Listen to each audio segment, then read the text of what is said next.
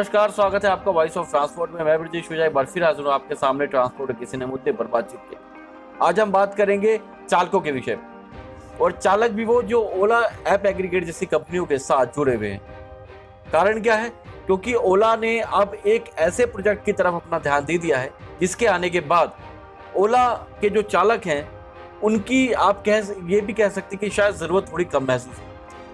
अभी तक चालक ये कहते थे कि उनको प्रॉपर रोजगार नहीं मिल रहा है, प्रॉपर काम नहीं मिलता, लेकिन इस काम के आने के बाद अब चालकों का दिक्कतें और बढ़ जाएंगी। यानी आप कह सकते हैं कि अगर ये प्रोजेक्ट लागू होता है तो इस प्रोजेक्ट से चालकों की जो कमी है वो थोड़ी कम हो जाएगी। खबर क्या है मैं आपको बता दूं कि ओला पूरे महीने के लिए किराए पर देगी कार। यानी अब जो ऐप से गाड़ी बुक करते थे, कुछ लोगों को दिक्कतें होती थी चालकों के साथ जाने में या फिर चालक साथ में होने में, अब अगर वो चाहें तो खुद भी गाड़ी हायर कर सकते हैं ओला की तरफ से। क्या पूरी खबर है आपको बता दें।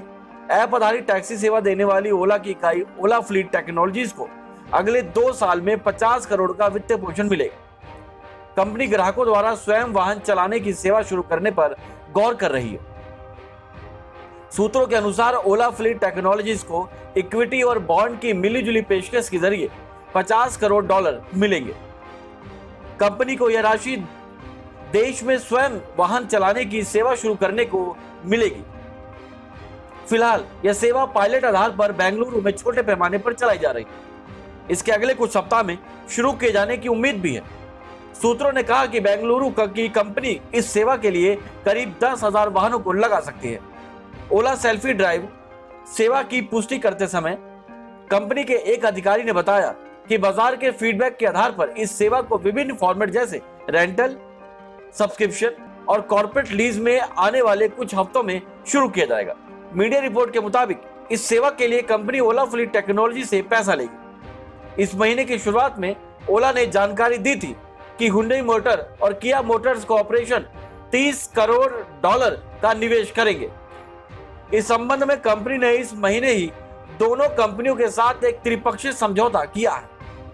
इस समझौते के मुताबिक तीनों कंपनियां वैश्विक बाजार के लिए ई वाहन प्रणाली और टैक्सी सेवाएं साथ मिलकर विकसित करेंगी।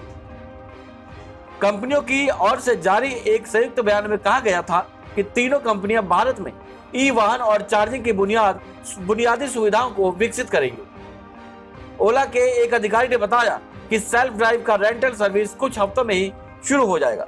यानी आप देख सकते हैं कि अगर आप ग्राहकों को गाड़ी लेनी है तो वो गाड़ी सेल्फ ले सकते हैं। अब उनको ड्राइवर्स की जरूरत नहीं, यानी एक तरह से आप कह सकते हैं कि ड्राइवर्स सहित ओला जो फ्लीट है उस तरफ अपनी योजना बढ़ा रहा है ओला कंपनी की तरफ से।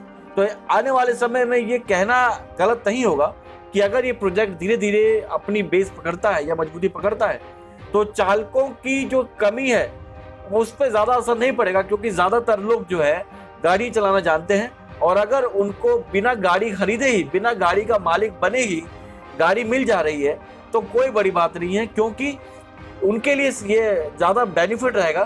क्योंकि वो खुद गाड़ी ले जाएंगे, खुद गाड़ी से ड्राइव करेंगे और उसके बाद गाड़ी जमा कराकर या जहाँ उनको गाड़ी देनी उसको गाड़ी वापस कर जो बिना गाड़ी के मालिक होते हुए गाड़ी मालिक का पूरा फील वो ले सकते हैं। तो ये जो फॉर्मेट या ये जो स्कीम आई है, इससे निश्चित रूप से चालकों की जो स्थिति है वो थोड़ी और मुश्किल हो जाएगी, क्योंकि काम निश्चित रूप से कम होगा।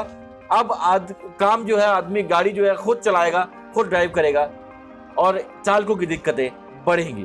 अब इससे देखना, आने वाले समय में देखना ये होगा कि कितनी मुश्किलें बढ़ेंगी। क्या चालकों के लिए भी कोई प्लान है या फिर उनका काम धीरे धीरे कम होता जाएगा, या जो चालक लगातार प्रोटेस्ट या धरने प्रदर्शन करते रहे, कंपनी ने उसका एक अल्टरनेट निकाला है कि अगर चालक कम भी रहेंगे तो भी उसके काम पर कोई असर नहीं पड़ेगा। इसका क्या परिणाम होगा, कैसा परिणाम होगा, ये आने वाला वक्त अपने आप खुद तैयार करेगा और खुद निर्धारित होगा कि इसके क्या परिणाम निकलेंगे। आज की खबर यहीं पर हम फिर हाजिर होंगे। जब तक के लिए बहुत बहुत शुक्रिया, धन्यवाद, नमस्कार।